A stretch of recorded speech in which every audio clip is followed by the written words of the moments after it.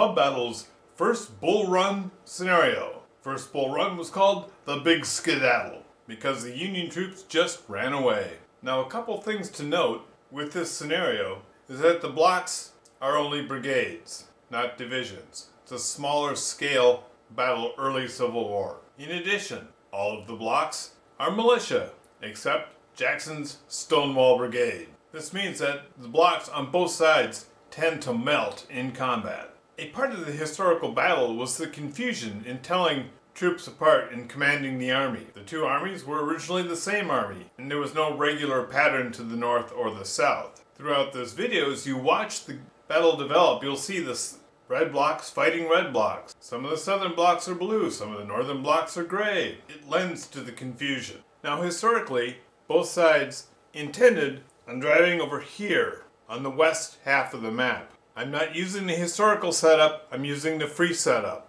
This time, Beauregard is planning on attacking on the east side of the board. All of the Union reinforcements will be entering over here on the west side. Over here you see Johnston's Army of the Shenandoah.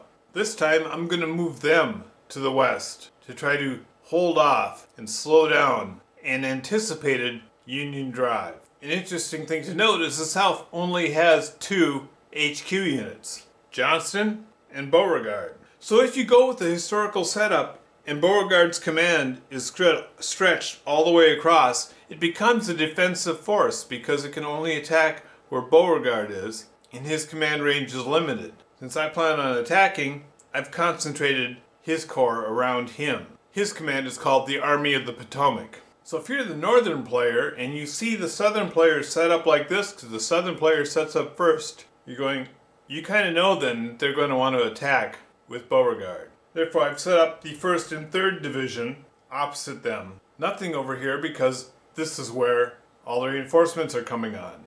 In future videos, I intend to be more obvious about this, but I use these brass and nickel dice with colored circles around the 4s, 5s, and 6s to show hits. If the roll is modified, I can quickly add in any 3s or subtract any 4s as the case requires.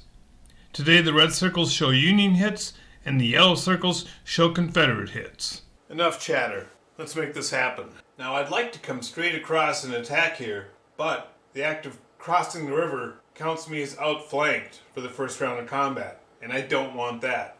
They'll cross at Yates Ford, make one facing change, and move up, but stay outside of the field of fire. This is artillery, and it moves to the ridge. In fact, they're going to be a little bit to the side, so that if these guys get thrown back, they don't take that out as well. These troops will cross over the Bull Run. Because they're under the cover of the woods, they don't have to worry about field of fire. These two blocks will move forward. This block will come this way. That's Beauregard's command. Next, Johnston's command activates. They're going to spend a third of their movement getting into column, leaving them 2/3 of movement, which if they move in column on a road goes to 4/3. Ordinarily they'd be stretched out in column on a minor road, but these are only brigades.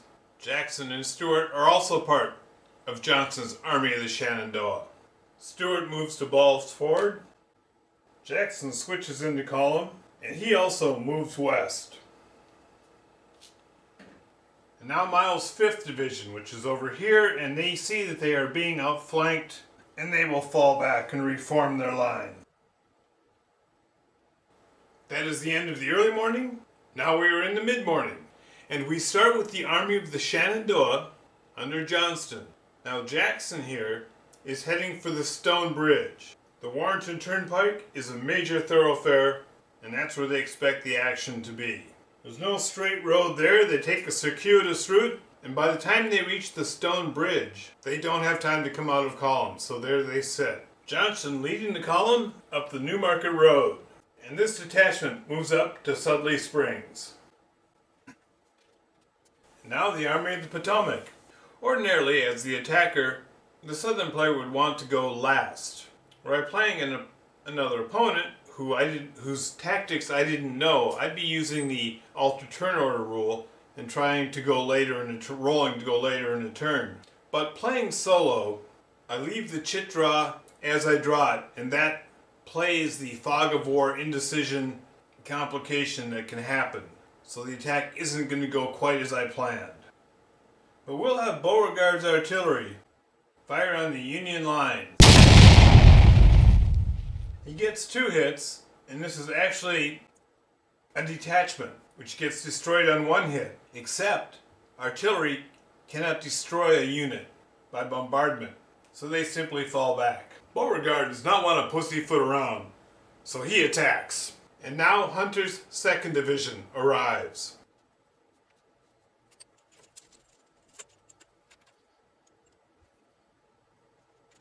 And now Tyler's 1st Corps reacts. Here's Tyler. He flanks the opposite side. Since they're flanking, both opposite armies are flanking opposite sides, it cancels out, and this is a regular attack. He further dresses his line. Now I would like to come here and flank this attack, but there's not room. I need half a block width space to get through there, so they can't flank. They're going to stay just like they are. With militia in combat, anything can happen. Here we have the case of 2 Confederate blocks attacking 1 Union block. Colors are very similar. The troops driven back in the assault, but the Union troops fade away. They skedaddle. They're gone. Combat in the center. Except it's not what I thought because I've already screwed up. These are actually both Beauregard. The only Union block is this one. A flank attack. With 2 hits each, both combatants are destroyed. Now the last combat on the far Union left. Each doing 3 hits, they too are destroyed. And now we move to late morning. We have Miles' 5th Division, and he's going to have to fall back or become outflanked. Union artillery moves out and prepares to open fire. And now it's Beauregard that's activated, and I have to figure out where I'm going to put him to maximize his attack. He's going to move there. He won't be able to provide combat command to Evans or his dragoons, but he'll have these 4 units.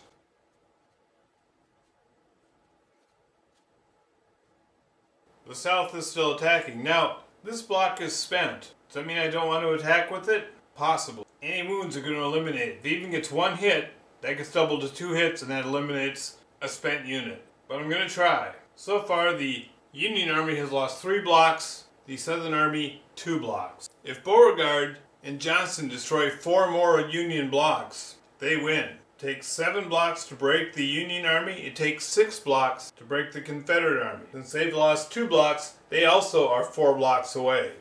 Johnston's Army of the Shenandoah is activated. Jackson's Stonewall Brigade is brought up the road and comes out of the line right at the crossing. Johnson has a plan. He's going to have Jackson's men hold the entire Confederate left. He's going to advance up the Warrenton Turnpike.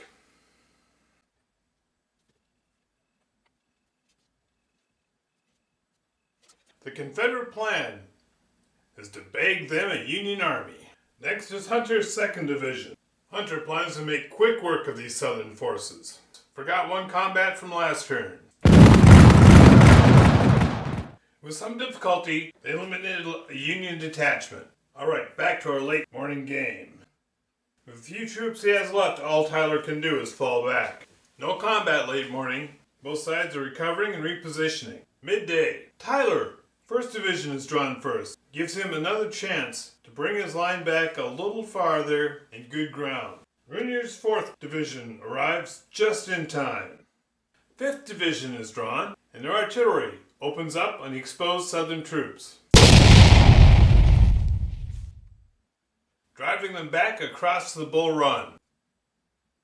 Beauregard tries to position himself, and he can just do it to get all of these units in command. And his artillery is out of range, but they cross over, hoping to be drawn first next turn and able to get a shot and silence that Union artillery. And the Potomac baggage moves up. They're going to stay a little ways back, though, in case all their plans are all destroyed here. And he wants to make sure that the North can't make a quick run for their bags. Stays more than 2/3 away is what they're doing. Johnston's Army of the Shenandoah moves forward. Jackson's troops fall back to Stony Ridge. And he recalls Stuart to give him some help. Hunter's 2nd Division continues to form up across the Bull Run. And Heinzelman's 3rd Division comes racing on.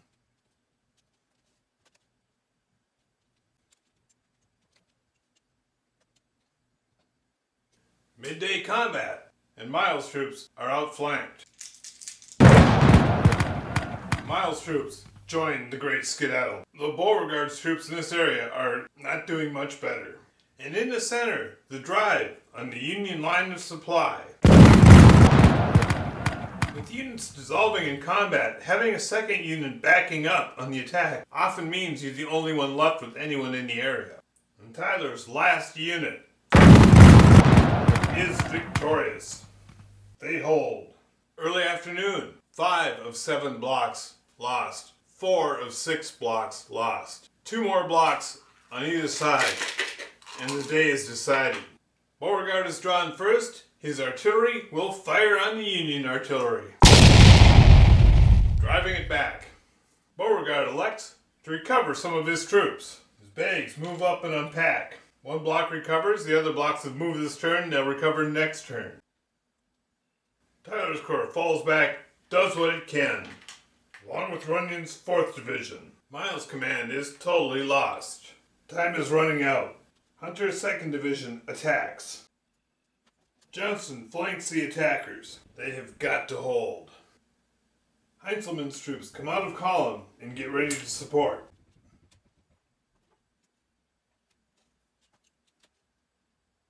Here we go, combat mid-afternoon. Okay, while I was recording this, the explanation was totally incomprehensible.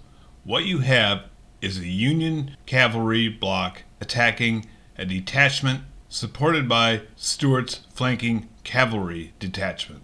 Confederates are eliminated. Now, cavalry on cavalry. The Union cavalry gets 2 dice. It's regular cavalry. Stuart's cavalry is just a detachment, but it's elite, so it can take 2 hits. But it gets 1 die to attack. Union gets the only hit. Stuart's cavalry absorbs that. But they are finally run down. Now in the center here with Jackson's Iron Brigade. Let us see if the Iron Brigade earns its sobriquet. The Union is attacking with 2 blocks. Hunter's division was destroyed. The Union hits its breaking point of 7 blocks destroyed. South still has a little breathing room, and the difference was Jackson's Stonewall Brigade. Good game.